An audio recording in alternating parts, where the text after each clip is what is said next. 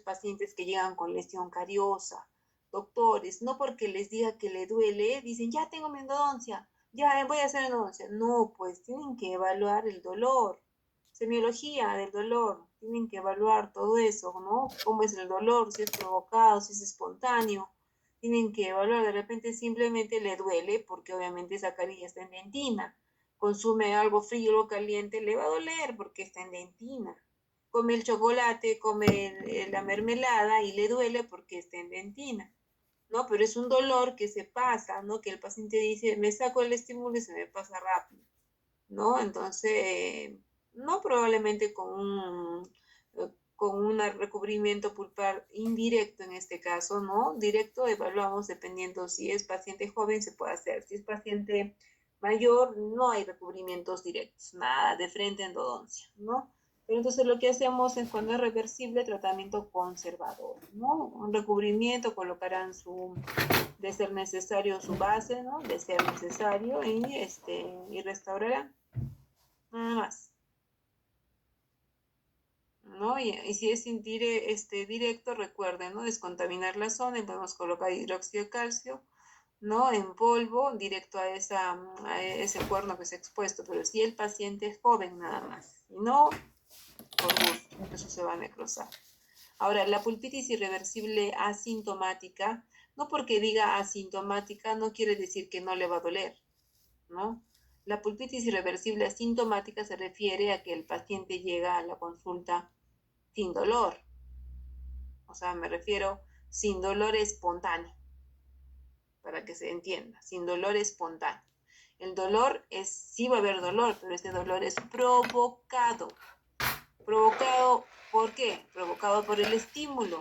Puede ser provocado por el mismo operador que está sondeando y ¡pum! ¿No? Le duele al paciente. Puede ser porque coloqué el frío, ¿no? Y le duele al paciente, ¿no? Entonces es un dolor provocado, ¿no? No es un dolor que está ahí presente, que no me deja dormir, no. ¿No? Y dentro de ellos está pues lo que es la pulpitis hiperplástica o la pulpitis ulcerada. En la anterior clasificación, la hiperplásica, pues era, como pueden ver en la imagen, pues esos pacientes que normalmente son de 14 años, 15 años, jóvenes, con estas caries amplias, extensas, y que tienen un nódulo pulpar, ¿no?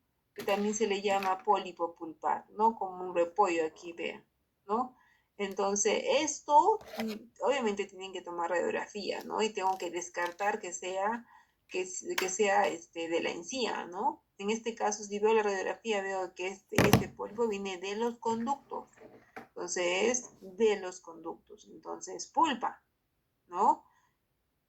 Entonces, ¿qué tengo que hacer?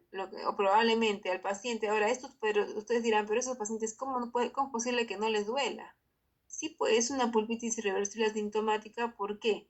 El paciente puede estar con eso, solamente va a doler cuando el paciente coma, ¿no? Toca este pólipo o este pólipo pulpar y le duele, ¿no? O si yo como operador voy y sondeo para ver qué es ese, digo, en sí, caries, ¿no? Entonces le va a doler, lógico, pero es un dolor moderado, soportable. O una pulpitis ulcerada, ¿no? Que se va a ver también una cavidad extensa, amplia, y se va a ver al fondo como un tejido de granulación, ¿no? Entonces también lo voy a sondear, ¡prum! Salta el paciente, comienza a sangrar, la pulpa está vital, ¿no? Pero son pulpitis irreversibles asintomáticas. Doctores, acuérdense, el dolor es provocado. Dentro de estas patologías también tenemos las calcificaciones. ¿Pero por qué? Porque la calcificación, vean, hay destrucción coronaria, prácticamente ya se ve la entrada casi al conducto, pero al paciente no le duele, para nada. Pero probablemente le duela cuando vayamos a ingresar con la pieza de mano, ¿no? Dijeron, pero ¿para qué le coloco anestesia si está necrosada? Comienza a ingresar, ubico el conducto y el paciente te das cuenta que la pulpa está vital, ¿no? Entonces, una pulpitis irreversible asintomática, características clínicas, puede ser una pieza con una caries extensa, ¿no? Como pueden ver ahí, o con una pieza con destrucción coronaria. También están dentro de esta patología las reabsorciones internas y externas, ¿no? Sobre todo las internas. Vean, radiográficamente es un hallazgo, ¿no? Tomo radiografía y veo esto, ¿no? Entonces el paciente le empieza a doler, ¿no? Porque la pulpa pues está comprometida, ¿no? Pero es un dolor provocado también, es un dolor, claro, que puede evolucionar y volverse espontáneo si no se trata, sí, pero ahorita es un dolor provocado. Pulpitis irreversible asintomática, dolor provocado. Radiográficamente van a ver, pues sí, una laminadura puede estar intacta, puede haber dolor a la percusión, puede ser que no, porque sí, depende de qué tan contaminada esté esa pulpa, ¿no? Pero se va a ver una lesión extensa que llega a cámara, ¿no? O una destrucción coronaria o una reabsorción, como pueden ver, ¿no? Pero a nivel apical no hay nada, está limpio, lámina dura intacta, el periodonto puede estar engrosado en ciertos casos, por su dolor provocado. En el caso de la pulpitis irreversible sintomática es todo lo contrario, ¿no? Dolor espontáneo. Esos pacientes que dicen que no han podido dormir, que se han tomado un montón de pastillas y que no pasa la molestia, ¿no? Clínicamente veo una caries extensa, ¿no? Que parece que sí está profunda, ¿no? Y cuando veo la radio, y con lo que me relata el paciente y con la radiografía que veo, le hago la prueba de sensibilidad, le hago percusión, palpación, son todo, sondaje, todo. Pues sí puedo decir tranquilamente, esto es una pulpitis irreversible sintomática, dolor espontáneo, puede ser irradiado, pulsátil, ¿no? Intermitente, ¿no? Pero es un dolor que está ahí y no te deja tranquilo. Entonces, súper sencillo. Yo sé eso, yo puedo, y obviamente característica clínica, la pulpa está vital, ¿no? Tanto en las anteriores que he hablado como ahora, en la sintomática, la pulpa está vital, ¿no? Ahora, si no se trata, todas estas patologías se evolucionan. Y si no se trata, pues la pulpitis, que en donde la pulpa está vital, puede evolucionar en una necrosis pulpar, una muerte de la pulpa, ¿no? En el caso de características clínicas, yo puedo, cuando es necrosis pulpar pura, o sea, quiere decir que la zona apical no está afectada, solo es necrosis pulpar.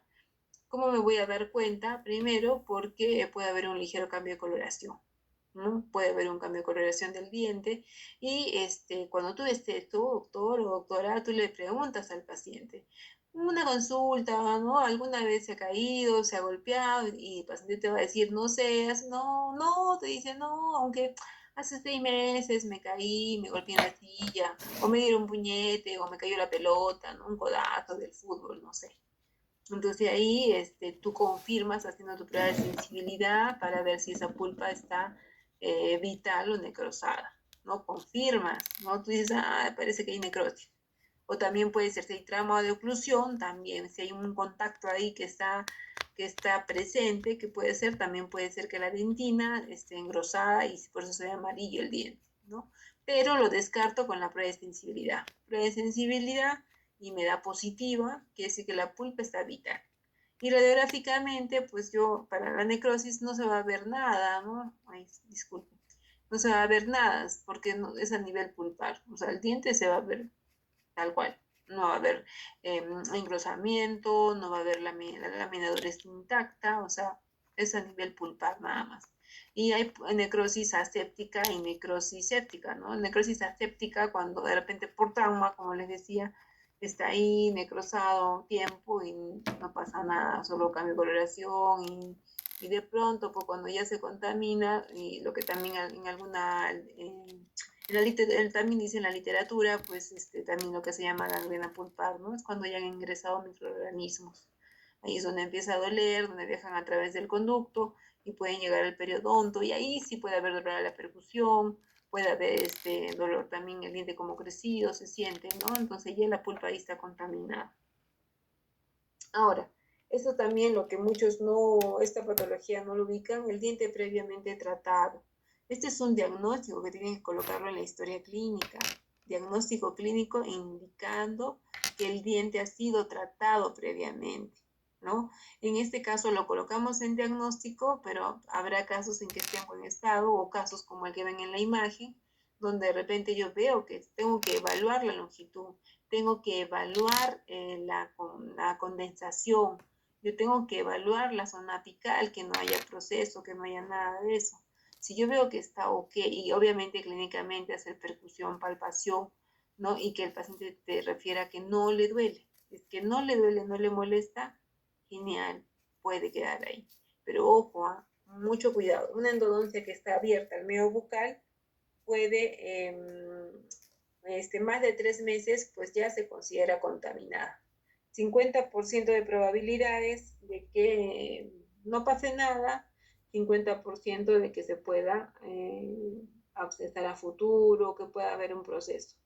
Para eso, pero el paciente de repente, ay, pero yo no, ya me hicieron, etc., ¿no? ¿Cómo puede pasar? El paciente tiene que firmar en la historia que se le está informando de eso, ¿no? De que la pieza puede estar contaminada y hay probabilidades de que no pase nada, como también pueda pasar algo, ¿no? Entonces, sí, siempre es bueno informar al paciente. Entonces, si está bien, queda ahí, haré mi perno, mi incrustación, lo que sea. Pero si está en mal estado, pues tengo que retratar, ¿no?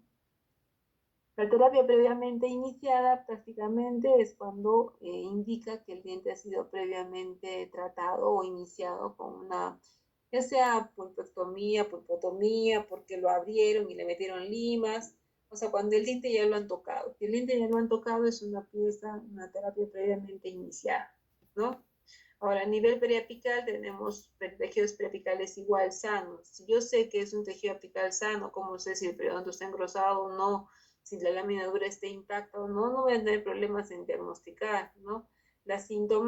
Acá sí, la sintomática de la misma forma que la pulpitis, dolor espontáneo, el paciente puede hasta interrumpir sus actividades cotidianas, puede haber dolor a la percusión, a la palpación, se puede sentir que el diente está como crecido, ¿no? Sensación de presión en la zona apical del diente, ¿no? Entonces, en este caso, hay que hacer prueba de sensibilidad porque puede estar con vitalidad o puede estar necrosado, ¿no? Entonces, radiográficamente, ¿qué es lo que voy a ver? Pues puede haber engrosamiento periodontal.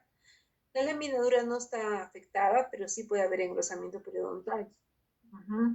Y obviamente puede haber una lesión, ¿no? O también puede ser ocasionada por trauma. Son muchas causas. En el caso perdón, eso es radiográfico, no se puede observar, vean, cambio en los tejidos de soporte, la laminadura intacta, puede observarse ensanchamiento del ligamento periodontal, claro, si yo le doy golpes y duele, ya hay ensanchamiento, ¿no? Y puede o no estar asociada a radiolucidez, exactamente. Puede tenerse una radiolucidez a nivel apical, puede que no, ¿no? Eso hay que evaluar. En el caso de la asintomática, generalmente no hay dolor y es una molestia súper leve, ¿no?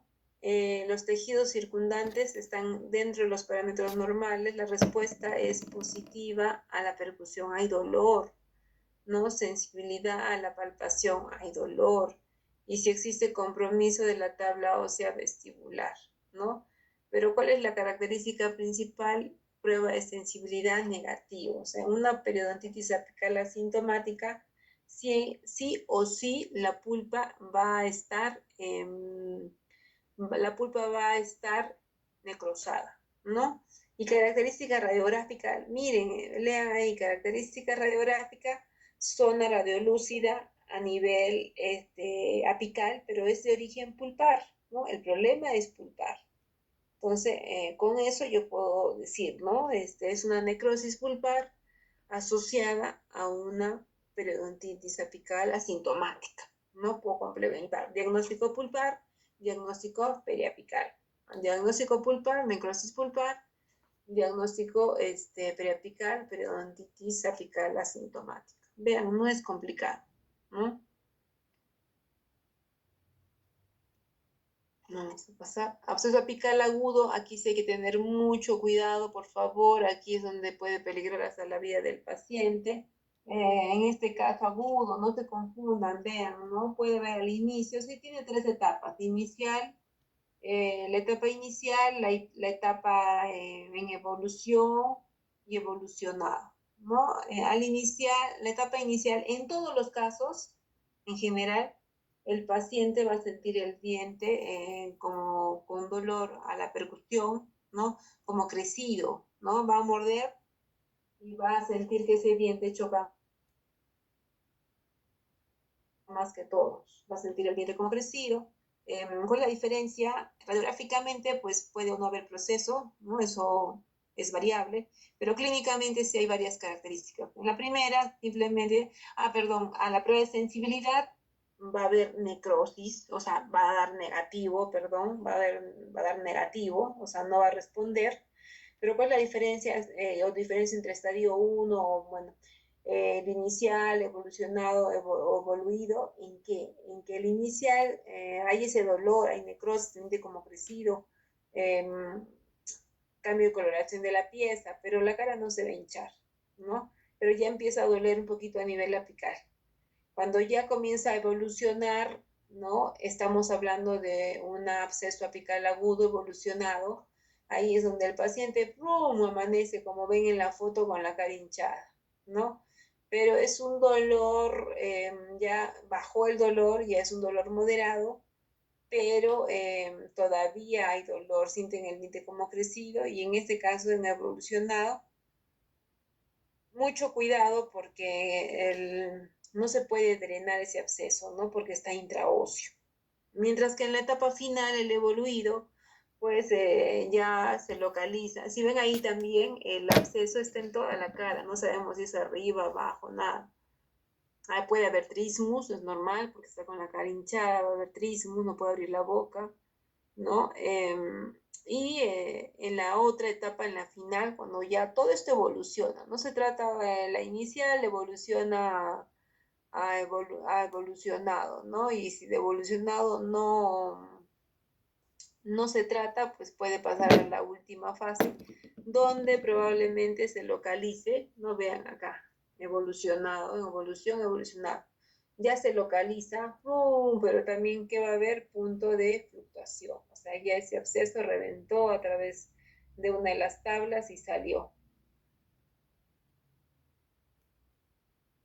En todas, doctores, en todas tenemos que dar medicación sistémica, en todas, antibiótico, analgésico, antiinflamatorio, en todas, ¿ya? La diferencia, vean, ¿no? En la etapa inicial no se hincha la cara, en evolución se hincha, pero no es localizado, y en la evolucionada pues tiene ya punto de fluctuación. Aquí solo en esta etapa yo puedo drenar. Si yo intento hacerlo en evolución, va a salir sangre y más sangre y más sangre, pero no va a salir el exudado purulento.